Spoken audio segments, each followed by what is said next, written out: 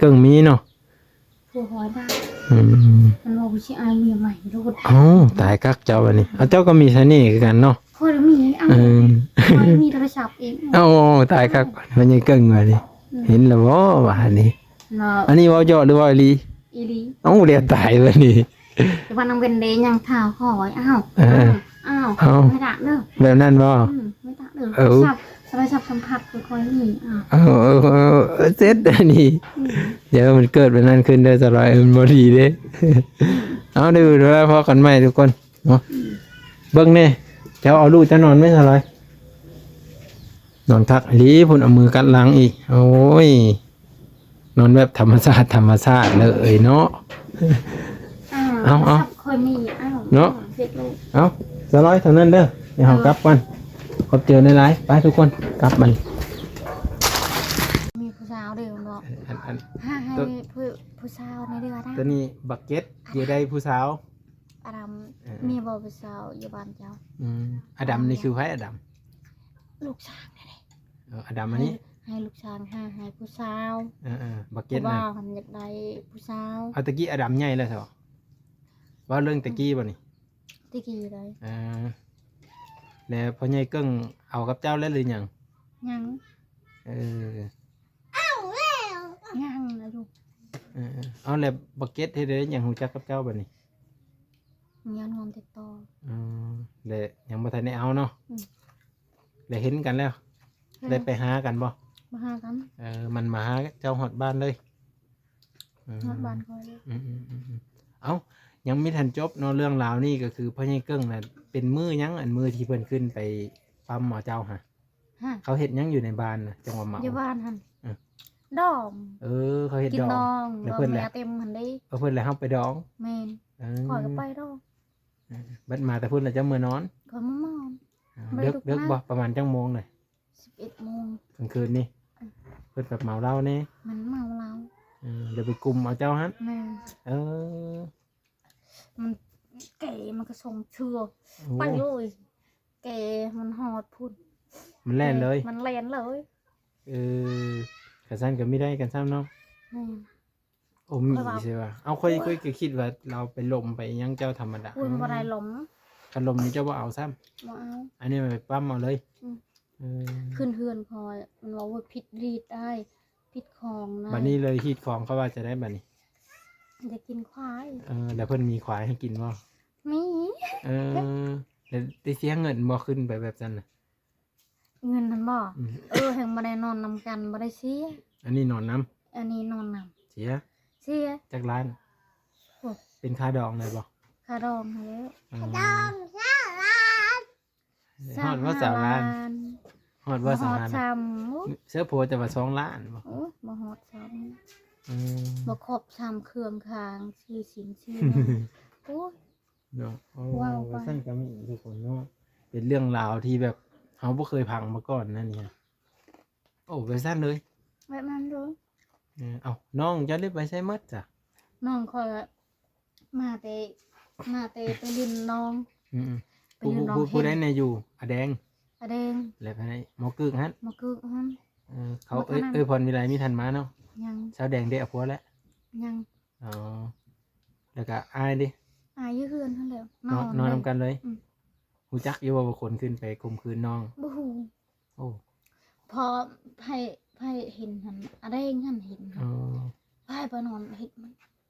ไผอันไหนอ่า อันน่ะก็ขึ้นมาอีก อันไหนขึ้นมาอีก อันน่ะกับอาเกิ้งนี่เพิ่นเลิกขึ้นไปก่อน อะไกผู้พอนั่นแหละขึ้น อันน่ะได้สะ อันไหนอยู่ตลาด อันน่ะอยู่ตารางแบบเผาสอมึงเลยบ่เอาไปสั่งก็มี อยู่ตลาดมาเลยเอานะอันนั้นคือพุ่น อ่า อันนี้มันหายเก๊ก บัดนี้เลยน้องเจ้าก็นอนเรียนกันไป แม่นเรียนกันไปเลย แล้วเห็นอะไรเนี่ยไปกลุ่มถือเจ้าจ้ะ คุยเห็นคอยอะไรนึงอีหยังเธอบอกบ่ตีทีนี้โอ้ยตายเดี๋ยวไหนจับคอยจับนมจับอันนั้น ขึ้นไปไหนตุ้มโพมบ่ ตุ้มคอ โอ้ จับนมจับอันนั้น เจ้าเด็ กำลั ก งแกชงคอยนี่แล้ว แก้ได้บ่ไหน ยัง เอิ้นก่อน อื่นคนคอยอื่นคน ปุ๊บเลยบัดนี้ ปุ๊บเลยคอยลุกเลย เออ ไปนอนเลยอ้าวไปกันพอ ตกใจเลยเนาะแบบว่าหัวใจเต้นแล้วแบบนั้น แม่ เนาะ นคอยคือ แม่นเลย คอย ตอน บอก ตอนนั้นน่ะเลิกกันกับปักอะน้อยแล้ว เลิกแล้ว มันตายเนาะคือว่าเนาะมันตายก็มายังเลิกเลยว่าเลิกก่อน ตาย มันตายแล้วกลับมือเฮือน แม่นกลับมาเฮือนเขา อืมโอ้เรื่องราวเป็นจังซั่นเนาะหลังจากที่ปั๊มเจ้าไม่ได้แนวนั้นแล้วเฮ็ดได้เจ้าเอิ้นขึ้นดังๆแล้วเป็นจังได๋บัดนี้ คือพนังเด้อ เออ ไพ่อันนี้คอยบูฮูได้ เออ เพราะว่าวันใดได้เพราะว่าวันตำพระบ่อนี่ เอ ค อ อยบูฮูได้พอมิกเร็วว้าวว้าวว้าว เออเราเจอขึ้นเลย จบเลยเล่งเลย เออมันทรงมันน่ะแก้แล้วทรงมัน แกทิพอยู่หันเลย องค์ทรงชลิต เออแล่นเลย เล่นเข้าตาเลย เอ เงียบ อเล่นมาทางไหนเก่าอ่ะ ทางแดงหันแล้ว เออเจ้าก็คือเห็นตอนนั้นที่เจ้าเอิ้นว่าผู้บ่าววันทำพระน่ะคือเห็นหน้าเราเลยบ่ บ่ บ่เห็นเลย ไม่เห็นหน้าเลย อืม คอยว่าบ้านไทยนะนี่มันว่าเอาลืมพอไหมเอานมเจ้าเอานมเจ้าบูฮูว่าบอกอะไรคอยบูฮูเบิ่งคอ อย นมคือไผอนม คอยนี่แหละ โอ้จำ เบิ่งคอยอีหยัง อืม ไพ่นี่พี่ชาวมัน เออ คอยก็ย่างไปอยู่บ้านอื่นคอยเนี่ยอะไรเงี้ย อ๋อ กระเตงกันเด้ เออ คอยไปเบิ่งกระเตงคอยไปเลยคอยบูฮู อืมบ่ได้แล้วกลับมานอนเพราะว่าเป็นแบบนั้นเนาะคืนมื้อนั้นไม่ได้นอนเลย ไม่นอนหลับ แจ้งจังปางเลย เจงเลย จบบัดนี้เฮ็ดได้ตอนเช้ามาแล้วบัดนี้เอ้าแจ้งจังปางมาแล้ว ตอนเจง เออ เขาเฮ็ดได้บัดนี้ เขาเฮ็ดเจ้าที่เอาว่า เขานำมาพี่บ่ น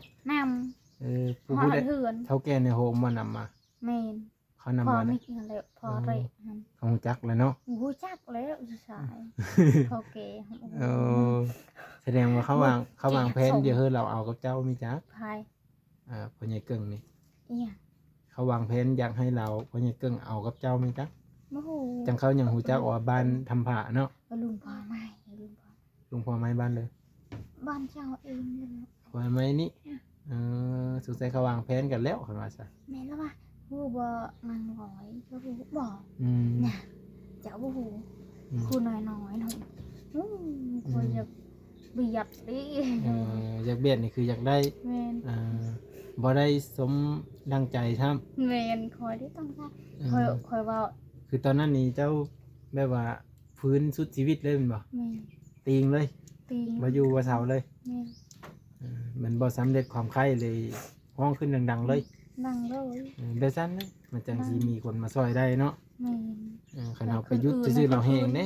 ตะกี้เรายังเป็นวัยรุ่นอยู่เนาะ คนอื่นนี่คอยยาน อืม คอยยาน อันนี้ห้องขึ้นเลย คอยหอม ป่านนี้หลังจากที่เขามาฮอดเฮือนฮอดศาลนี่เราว่าจังได้มันเจ้าก็มาบ่ คอยนะบ่ บ่ได้มาเจ้า คอยบ่ได้มา มีแต่เฒ่าแก่มามาแล้วเพิ่นว่าจะได้มัน มาแล้วมากกัน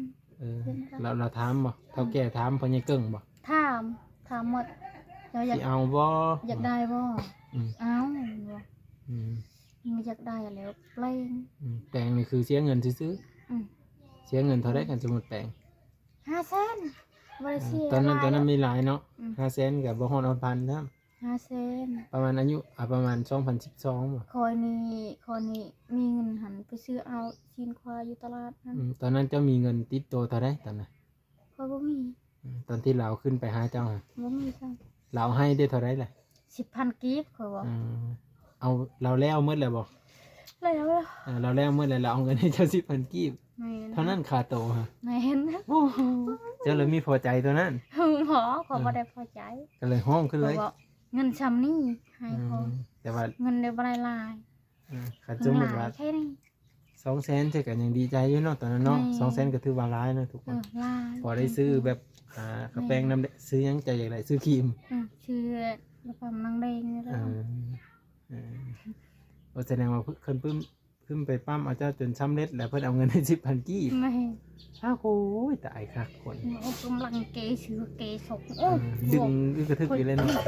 ผ่า ผ้าได้ผ้าอยู่ไกลบ่ผ้า นี่แล้วผ่านี่ เฮ็ดแล้วบ่พันบ่ เฮ็ดแล้วผ่าหันยหันแล้ว บ่กล้าพัน ผ่าพัน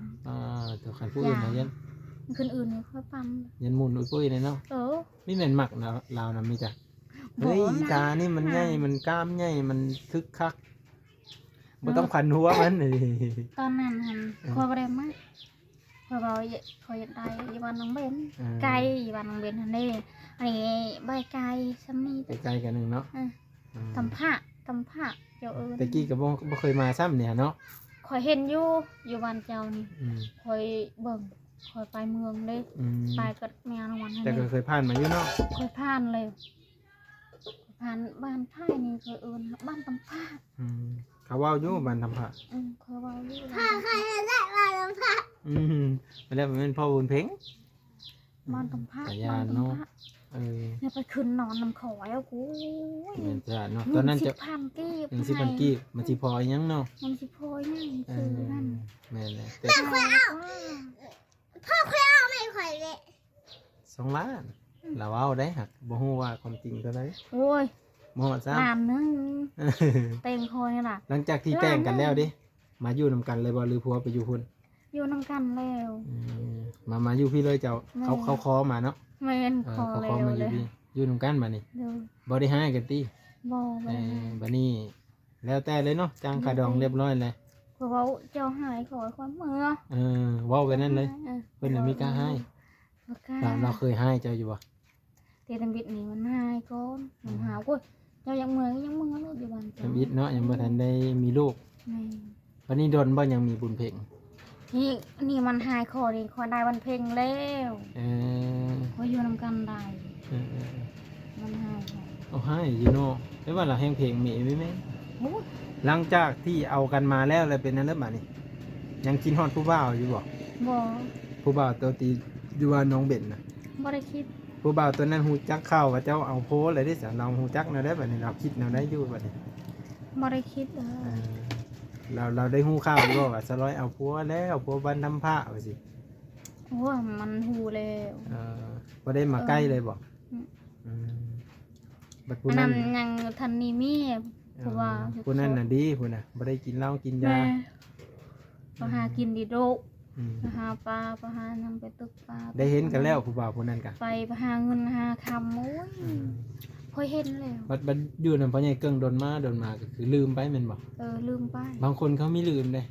ค่อยลืมเลย บางคนนี่เขาบ่ลืมรู้จักอยู่ว่าเป็นผู้บ่าวเก่ายังกินฮอด นี่ รู้จักเขามีโพกันยังกินฮอดรู้จักเขามีเมอยู่กะ นี่ ก็ถือว่าเป็นนั่นก็มีเนาะว่านั่นหลายคนมันคิดต่างกันเนาะ ไพ่บ่บ่ ใช่บ่ฮะ ไพ่ โอ้ยมันมีสำหรับบางคนกินฮอดผู้เก่า แต่มากินฮอดคือเก้า อืม มีผู้บ่าวแล้วมาให้ผัวดัง เออ ตอบตั้งแต่ซับมีเลยซับเลยผัวไปแบบนี้คอยตอบ เออ เจ้าอยู่ใส่นะ เออ เจ้ากินข้าวเลยขอยอยู่บ้านตำพระ อืมเดี๋ยวสั้น ขอยยังทันเอาผัว ก็บอกเขาไป เดี๋ยวก็ไป เออ โอ้ เทคนิคเนาะเจ้าอย่าไปหาเฮ็ดเด้อ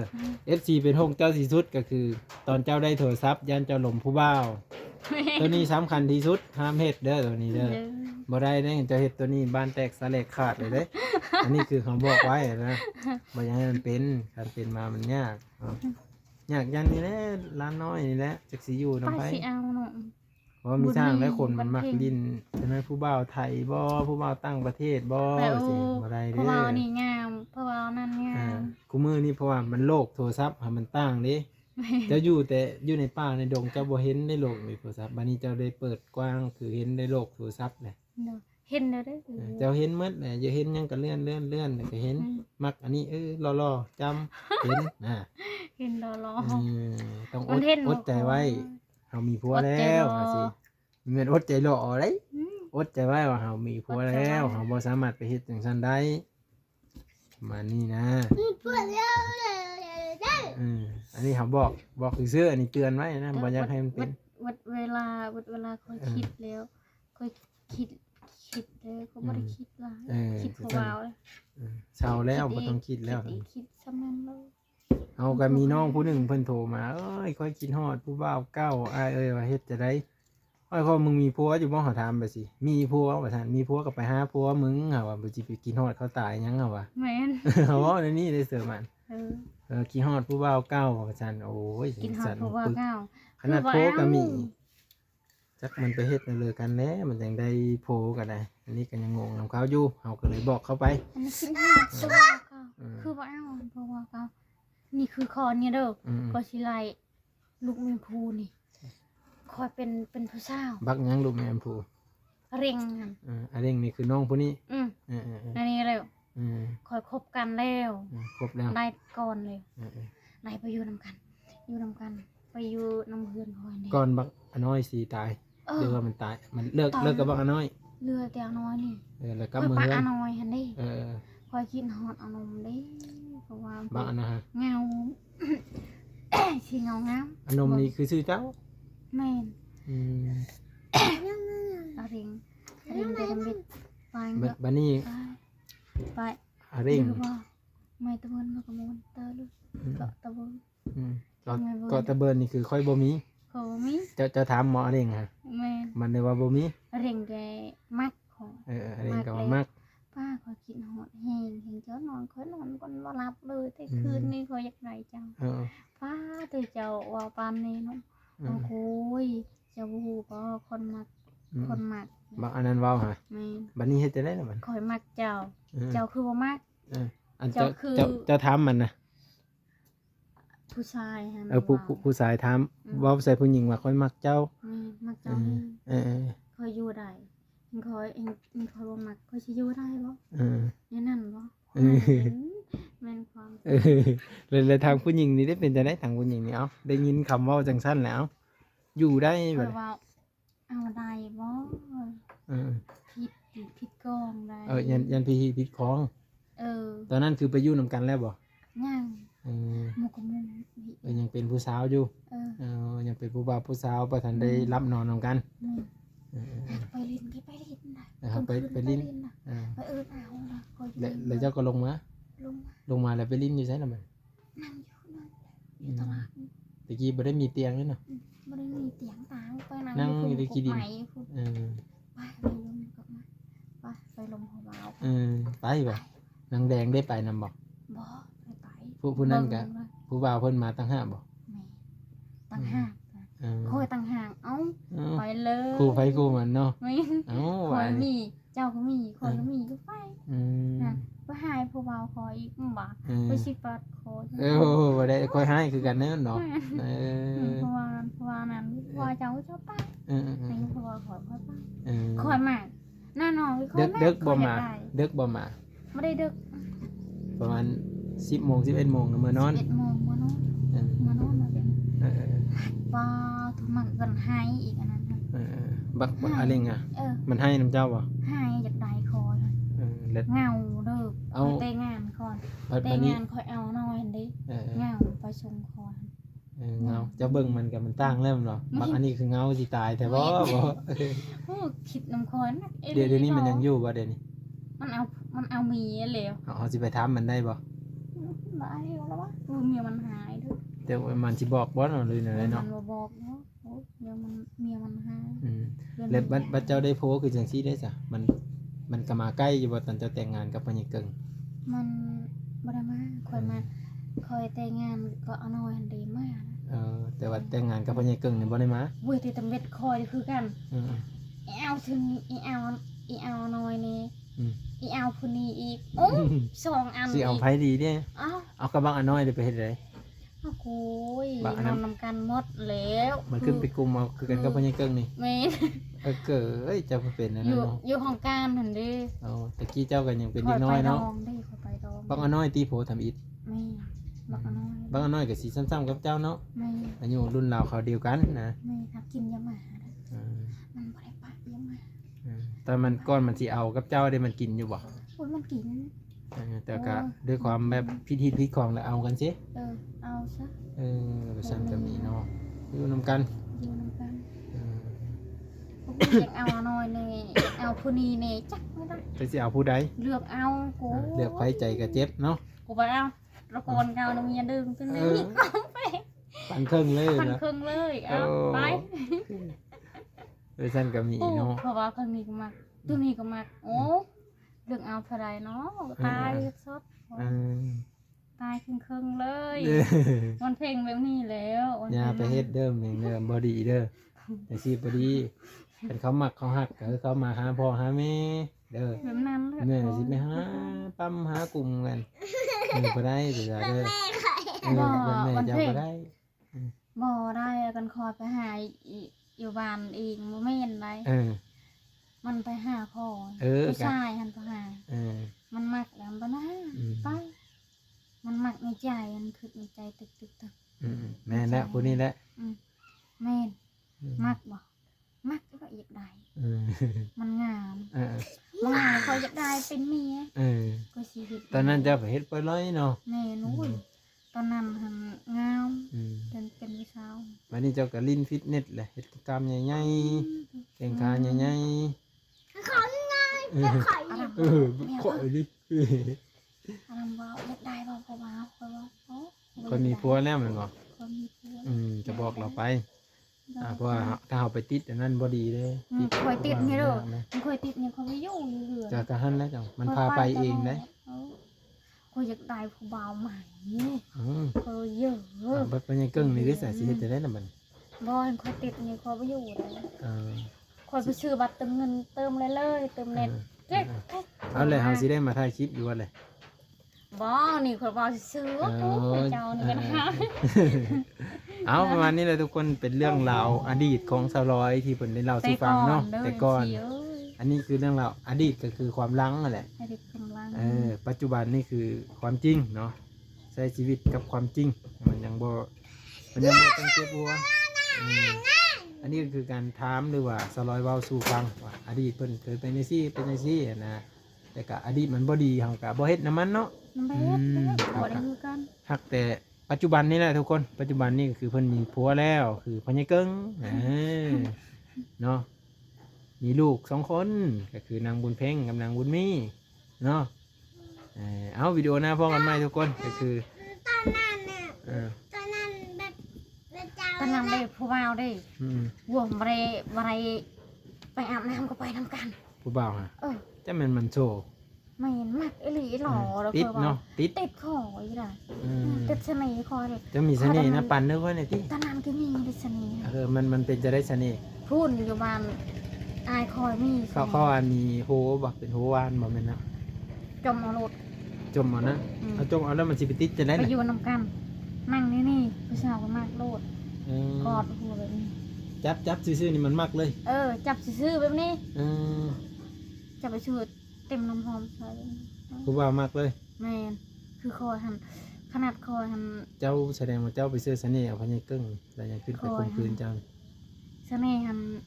คอยหันปะได้เสน่ห์จนอายคอยได้ด้วย เอาเจ้ามีเห็นได้เมสเราไปซื้อเสน่ห์เอาเพื่อนเลย ได้ตอนนั้นโทรอยู่นี่ไปนอนอยู่บนคอยโทรผู้สาวอายคอยมากมันมีเงินเตงมีเงินเตงคอยเอาเลย ยังไม่มีเงินแต่งเขาเนาะ เพลงได้เสน่ห์หันแล้วอู้ชื่อเพลงยัง แต่หาคุณเอาบ่คุณเอาตามป้านี่ เสน่ห์พอคอยให้เด้อคอยเสน่ห์ของเท่เลย เอาลองว้าวสุพรรณมึงด้วยจังหวัด เสน่ห์ของเท่เสน่ห์นี่คอยหูคือกัน จะจมไปได้เลยตอนจะจม จมหมุนจมเหมือนจะจมไปได้เลย จมแบบนี้เลยคอยสิบอก จะว่าสุพรรณ มันเสียของคอย เสียค่าขายเท่าไรเดี๋ยวคอยสิจ้างจะว่ามึงเบิ่งเอา จมแล้วนั่นแล้ว อาจจะจมมึง บ่ไม่อยาก อาจจะจมค่อยๆก็ได้นี่คะแนนว่าค่อยๆบันทึกวิดีโอจะไว้จุ่มไม่สักแค่นี้ได้มันสิไปติดชะนอมบนเพลง โอ้ยพอมาคอยบ่ติดว่าขนาดคอยเฮ็ดแล้วแต่ยาวตัวเพิ่นคอย ติดเลย ติดเลยไปอาบน้ำนี่จะไปบ่มอาบน้ำ แต่ว่าเดี๋ยวนี้ป้าแหละติ ปะเลย อย่าซื้อซะนี่ได้บ่ค่อยมาถ่ายคลิปซื่อๆได้บ่ได้ตัวนี้ คอยใส่เสน่ห์ตอนนั้นว่าใส่แถวชื่อได้ใช้หมดเด้อบ่ว่างแถวซุงแถวนั้นใช้ได้ แบบมันเห็นมันเพิ่นก็เป็นแบบอันที่มักเลยเนาะ แถวตาแถวนั้นเฮ็ดงามๆตาเฮ็ดงามๆบ่เฮ็ดขี้ลายเฮ็ดใสๆเลยแสดงว่ามันมักเลยโอ้โหบ่ได้เป็นเว้า เพ เนาะ ราะว่าคือกันน่ารักจริงใจเลยเฮ็ดงามๆผมหั่นวีนี่อย่าไปไกลเด้อจังบ่ได้วีผม มีเฮาไปไกลอีก แบบนี้ได้สนิทคอย จมนี่ได้ จมมัน จมไปสิ เขาไม่ได้จมนะ เออ แบบนี้นะ อย่าไปไกลเด้อยังก็มีผมเด้อ มีผมจะไปใกล้ อาบน้ อาบน้ ำอาบน้ำเลยใส่ทรงไม้ ำไปตรงไม้ แมนใส่ทรงไม้ แล้วเฮ็ดยังอีกมัน หมดเท่านั้น อันนี้คือเสน่ห์วะนี่โอ้โหจมเลยนั่นนี่ทุกคนเลยบ่เรียบร้อยเนาะ ขนาดพลัวอยู่วันนี้ก็มากอยู่วันนี้ก็มากคอยพระพัวสนั่นนั่นเด็ก อยู่บ้านนี่ก็มาอยู่บ้านนี่ก็มาม ากบอกป้าบ้านนางแดงบ้านแดงคือกัน อืม ไป จมไปสิเลย นอน อาบน้ำหวีผม วีผม นุ่งทรงใหม่ มีทรงไม้ เห็นเราได้จือว่า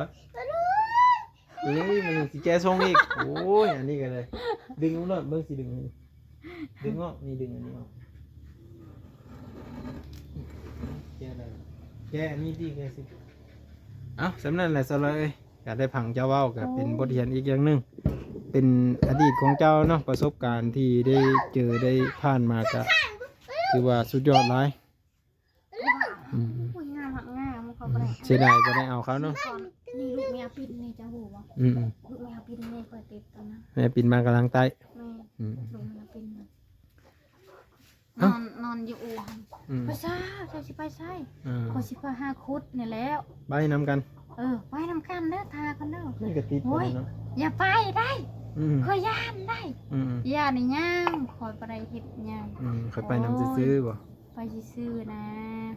บ่มาให้ไปเด้อ อืม มาเด้อตอนแรกเขาสิไปหาเจ้านะ โอ้มันว่าไปสั้นเลย ไปหาลูกเขา เออ สิไปหาเจ้าอยู่ซะ มาจะหิบมาไปอยู่เฮือนก็นี่บ่ กินข้าวก่อน เออ กินข้าว ตะกี้เขาไปลมไปแอนเขากับเขาไปฮอดเรือนฮอดชานเนาะ ฮอดเฮือนฮอดชานได้ อืม หิงมักกันเด้อแบบนั้นเด้อก็ว่าเด้อ เอาทุกคนในวิดีโอหน้าพบกันใหม่เด้อสลอยเด้อตอนนี้ก็คือ เกินไป คนที่ตก ไปหาเองบ่แม่น ต้องผู้บ่าวมา เก็บพอไป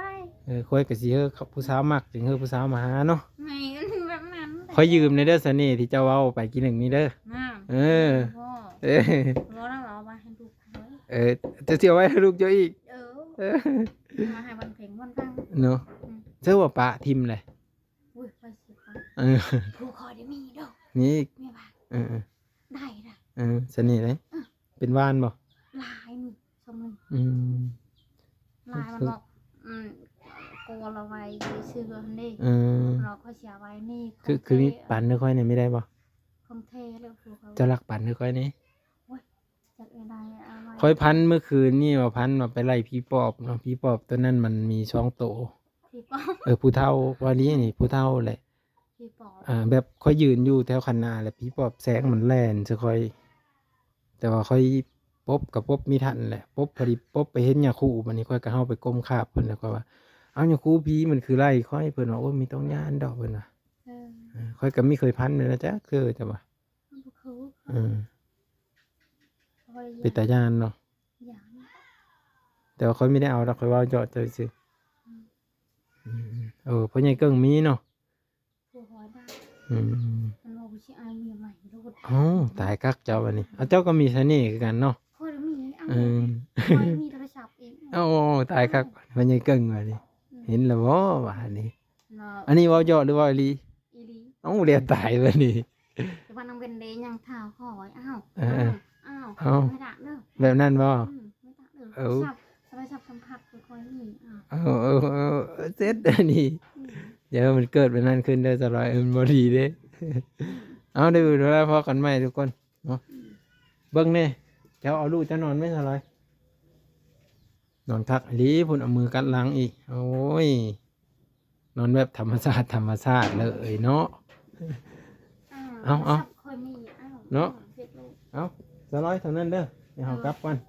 ขอบเจอในไลฟ์ไปทุกคนกลับมัน